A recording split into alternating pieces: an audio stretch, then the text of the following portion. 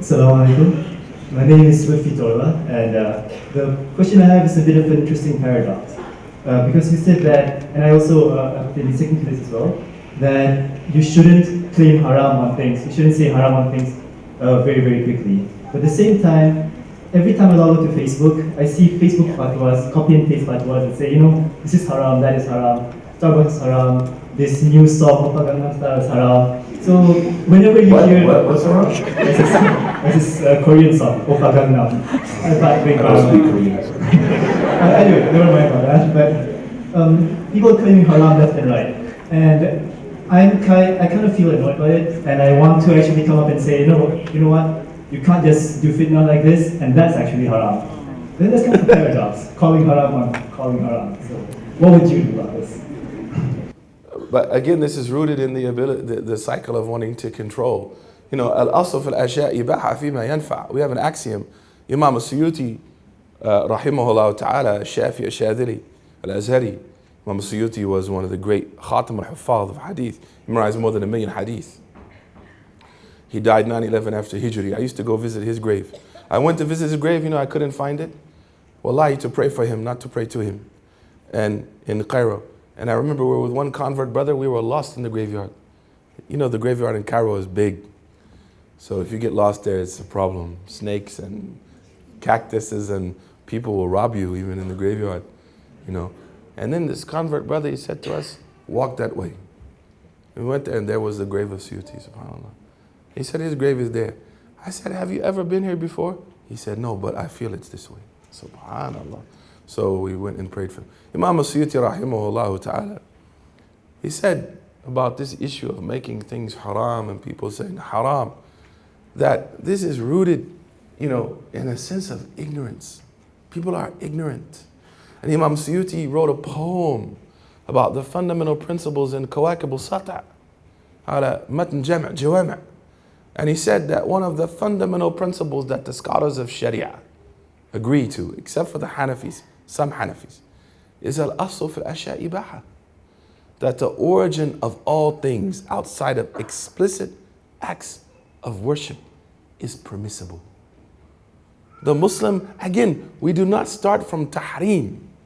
We start from ibaha. We are equipped to engage the modern world because our basis for engagement is permissibility. Because we have been affected by colonialization. Because we have a bad experience with the Crusades. At times we are not fair to the West. And I'm not saying that because I'm Western. Starbucks is haram? Come on, man. But they support the Zionist state. No, they don't. MuslimMatters.org has a research paper done on Starbucks. Go read it. Can you imagine we wasted some sheikh's time?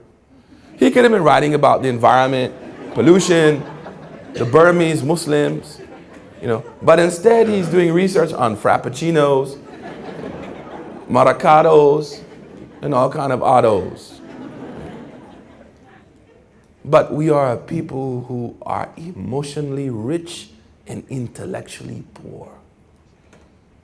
We are easily duped into supporting any campaign that shows murder, death, or weird frappuccino theories. Illuminati. I came here and one Malay boy asked me, is Jay-Z a Freemason? I don't know Jay-Z. I hang out with Jay-Z and Alicia Keys, dude. If I did, I'd give him dawah. He's like, but I saw them do this. I don't know what that means, man. That's the Shell symbol, the gasoline station. I don't know what that means. But when people are, and I gave a talk, I remember the sweatshop, the last time the talk was a sweatshop, right? And I talked about, the arrivals and people got upset. Why you get upset? Do you know the arrivals is Shia? We didn't even think about it. We don't care. We didn't even think about Ahl Sunnah. We don't care anymore because we're moved by emotions. And this is why I love Dr. Tariq Ramadan and Dr. Sherman Jackson when they say that we need to be people who thinks about thinking. How do we think about things? So you should tell people that this is forbidden because you're contributing now. You have the right to say that. And this is how dangerous it is. The ulama said that if someone says something is haram, even if they're right and they're not qualified, they're a sinner.